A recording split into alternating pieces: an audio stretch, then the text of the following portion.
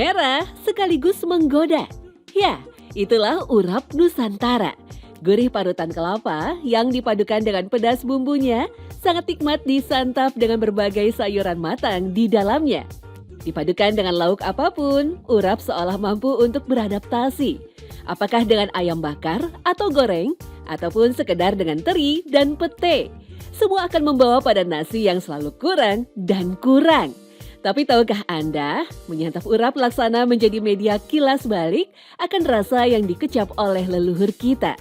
Ya, urap adalah salah satu masakan tertua di bumi Nusantara.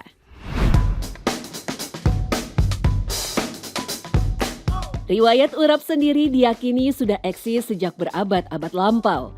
Mengutip arkeolog Timbul Haryono dalam buku Makanan Tradisional Kajian Pustaka Jawa, kemungkinan urap adalah sajian sayuran tertua yang hingga kini masih dikonsumsi masyarakat Jawa.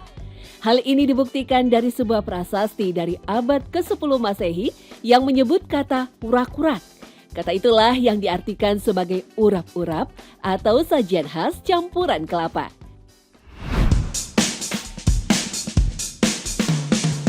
Ya, salah satu ciri khas pada urap tentu parutan kelapanya. Jika mengacu pada makna urap di Kamus Besar Bahasa Indonesia, makanan ini disebut sebagai kelapa parut yang dibumbui dan dicampur sayur mayur yang direbus. Sayurnya sendiri bisa bermacam-macam, dari bayam, kacang panjang, daun singkong, kol, sampai toge dan wortel. Berdasarkan daerahnya, urap juga disebut dengan beragam nama. Di Jawa, urap biasa disebut urap-urap, kuluban, atau gudangan. Di Sumatera disebut anyang. Sedangkan di Bali ada jenis urap khas yang disebut lawar. Merujuk pada buku seri Aneka Resep Santapan Nusantara, disebutkan ada minimal 26 resep urap dari berbagai daerah di Indonesia. Setiap daerah memiliki varian bumbu dan menggunakan sayuran yang berbeda sesuai dengan tumbuh-tumbuhan yang ditanam di daerah yang bersangkutan serta sayuran yang disukai oleh penduduk setempat untuk dikonsumsi. Tapi pada umumnya ada persamaan dalam pengolahan urap, yaitu sayuran direbus, kemudian diaduk bersama kelapa parut yang sudah diberi bumbu, baru dihidangkan. Di Jawa, urap sayuran hadir dalam hidangan sehari-hari, terutama untuk sarapan di pagi hari. Urap sayuran khas Yogyakarta bahkan masuk ke dalam daftar 30 ikon kuliner tradisional Indonesia. Biasa disebut gudangan atau nasi gudang di Klaten, urap menjadi salah satu makanan terpopuler di Klaten. Racikan sayuran yang diiris halus, lalu diberi parutan kelapa berbumbu dan ditaburi kedelai goreng yang ditumbuk kasar. Sayuran yang umum digunakan adalah daun pepaya, toge, sampai kembang turi.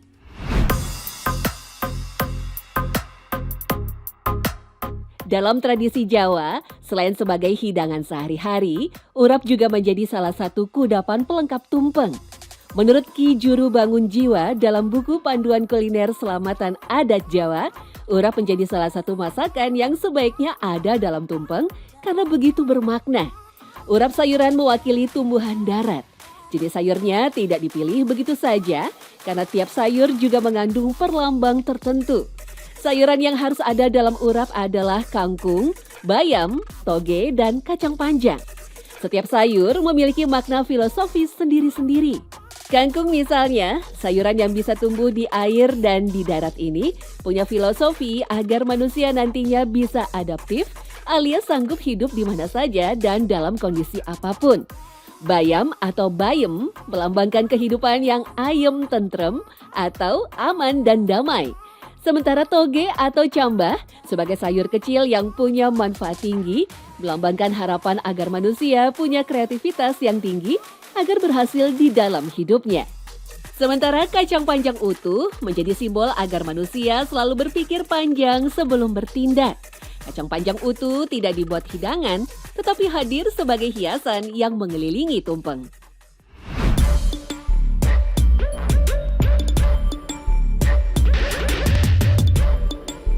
Tak hanya menjadi urap, parutan kelapa juga menjadi bumbu wajib dalam kuliner yang satu ini, sate klopo alias sate kelapa. Kuliner kebanggaan masyarakat Surabaya ini memang menggunakan daging sapi yang dibalut dengan parutan kelapa. Agar semakin gurih, arang yang dibakar wajib berasal dari batok kelapa. Sensasi manis dari daging dan bumbu sangat serasi dengan gurih dari parutan kelapa. Memang bukan hanya dalam khasanah kuliner saja. Kelapa menjadi salah satu elemen penting dalam kehidupan masyarakat Indonesia. Bahkan diyakini orang-orang Austronesia, nenek moyang orang Indonesia, juga menggunakan pohon kelapa untuk menjadi penanda di pulau tempat mereka bermigrasi.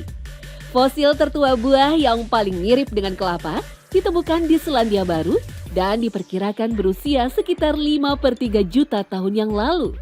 Sisa-sisanya ditemukan di India dan Australia.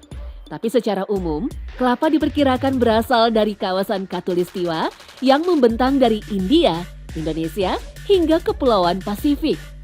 Selain menjadi salah satu elemen masakan, hampir semua bagian kelapa punya manfaat untuk manusia. Tetapi tentu tidak secara berlebihan.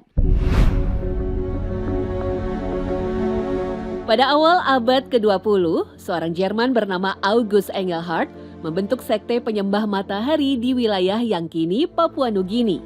Dia juga percaya bahwa diet yang hanya makan buah adalah hal yang rasional dan alami bagi manusia. Secara khusus, ia menyoroti filosofi kokoiforisme yang hanya makan dan minum kelapa. Belasan orang berhasil direkrut mengikuti sektenya. Tapi di akhir hayatnya, Engelhardt ditinggal pengikutnya. Ia meninggal dunia dalam keadaan tragis, dalam keadaan lemah dan berat badannya tinggal 30 kg saja. Ya, meski multiguna, kisah Engelhardt ini mungkin menjadi sebuah contoh bahwa pengguna kelapa secara ekstrim tentu punya bahayanya sendiri. Secret Story mengungkap rahasia di balik cerita.